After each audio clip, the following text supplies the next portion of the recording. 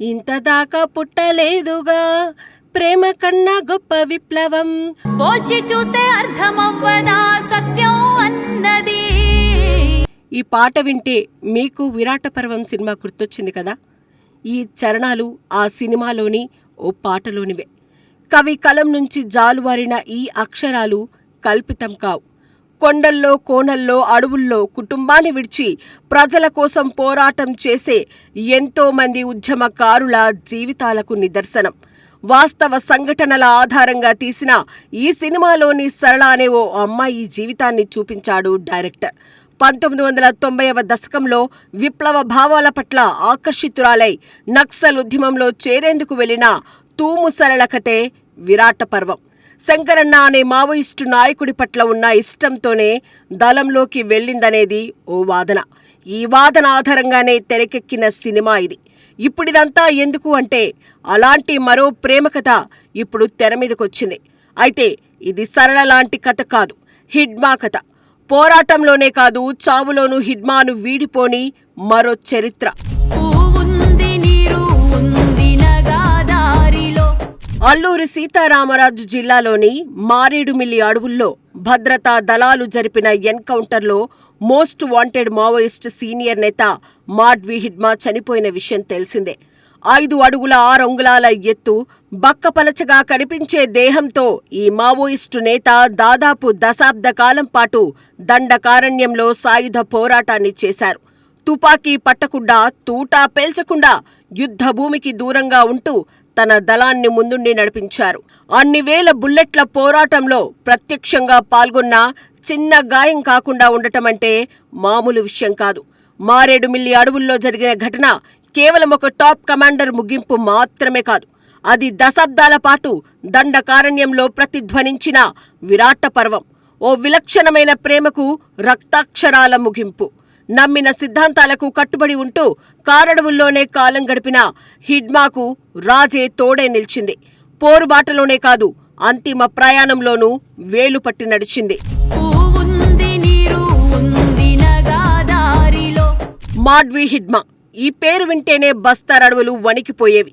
కానీ ఆ కఠినమైన గెరిల్లా కమాండర్ గుండెల్లోనూ ఓ ప్రేమ కథ దాగుందంటే నమ్మడం కాస్త కష్టమే. కానీ తుపాకీ నీడలోనూ ప్రేమ చిగురుస్తుందని హిడ్మా రాజేల జీవితం నిరూపించింది. 2008లో జరిగిన మావోయిస్టు పార్టీకి సంబంధించిన ఒక కీలకమైన సమావేశంలోనే వీరి ప్రేమ చిగురించిందని సమాచారం. అప్పటికే హిడ్మా గెరిల్లా వార్ఫేర్లో ఆరితేరిన యువ కెరటం. అదే దళంలో రాజక్క ఒక టీచర్గా, డివిజనల్ కమిటీ మెంబర్గా పనిచేస్తోంది. తుపాకీ పట్టడమే కాదు, గిరిజన బిడ్డలకు అక్షరాలు నేర్పడం విప్లవమే అని నమ్మిన వ్యక్తి రాజే. ఆ సమావేశంలోనే హిడ్మా దృష్టి రాజక్కపై పడిందని తెలుస్తోంది. ఆ అభయారణ్యంలోనే వారిద్దరి మధ్య భావాలు కలిశాయట. హిడ్మా రాజేకు తన ప్రేమను వ్యక్తం చేశాడు. కానీ ఉద్యమ నిబంధనలు, వ్యక్తిగత భయాలు ఆమెను వెనక్కి లాగాయి. రాజే ప్రేమను పొందటానికి హిడ్మాకు దాదాపు 2 ఏళ్ల సమయం పట్టిందట.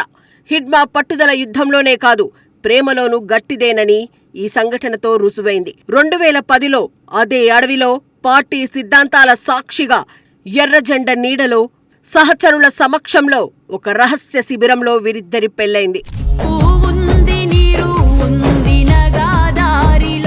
హిడ్మా ఎంత కఠినంగా ఉంటాడో రాజక్క అంత సౌమ్యంగా ఉండేదట. గత 15 ఏళ్లుగా హిడ్మా ఎక్కడుంటే రాజక్క అక్కడే ఉండేదట. PLGA బెటాలియన్ 1 కమాండర్గా హిడ్మా ఎన్నో దాడులకు వ్యూహాలు రచిస్తుంటే అతనికి మెంటర్గా, వెన్నుతట్టి ప్రోత్సహించే శక్తిగా రాజక్క ఉండేదట. అడవిలో నిత్యం మృత్యువు వెంటాడుతున్నా, డ్రోన్ల నిఘా కళ్ళు కప్పుతున్నా వారి బంధం మాత్రం చెక్కు చెదరలేదట. హిడ్మాకు రక్షణ కవచంలా ఆమెకు ఆత్మవిశ్వాసంలా అతను ఒకరికొకరు తోడుగా నిలిచారని తెలుస్తోంది.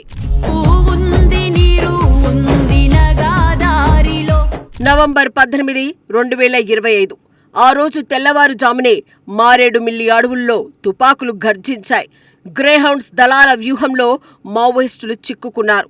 కాల్పుల విరమణ తర్వాత చూస్తే మోస్ట్ వాంటెడ్ మావోయిస్ట్ హిడ్మా, అతని అర్ధభాగం రాజేల మృతదేహాలు పక్కపక్కనే పడి ఉన్నాయి. బతికినంత కాలం కలిసే ఉన్న ఈ జంట చావులోనూ కలిసే ప్రయాణించారు. ఆ తర్వాత సుక్మా జిల్లాలోని వారి స్వగ్రామమైన పువర్తిలో గిరిజన సాంప్రదాయ ప్రకారం జరిగిన అంత్యక్రియలు భావోద్వేగానికి గురిచేస్తాయి. భార్యాభర్తలిద్దరినీ ఒకే చితిపై ఉంచి దహనం చేశారు. ఆ మంటల్లో వారి శరీరాలు కాలిపోయి ఉండవచ్చు. కాని ఆ అడవిలో వారి ప్రేమ కథ సజీవ సాక్ష్యంగా మిగిలిపోయింది. హిడ్మా రాజేల మరణం తర్వాతే ఈ ప్రేమ కథ వెలుగులోకొచ్చింది.